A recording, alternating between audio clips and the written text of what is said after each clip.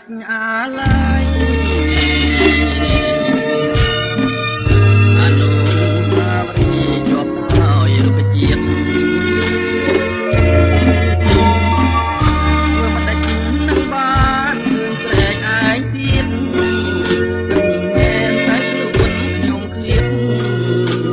តែចិននៅពួចទៅ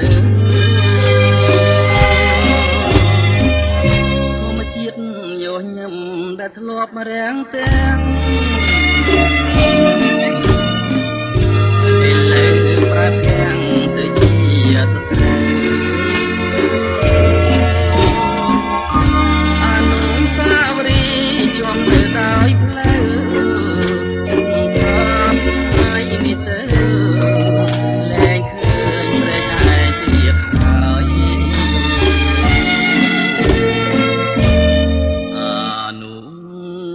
សាវរីយ៍តែចំទីដូចឃើញគ្នាថ្មីថ្មីតាមឈើធំធំមានម្លប់ត្រឆេ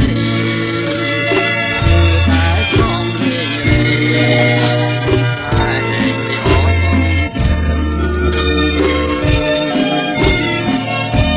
ព្រេងដែលខ្ញុំគិតថាមិនប្រត់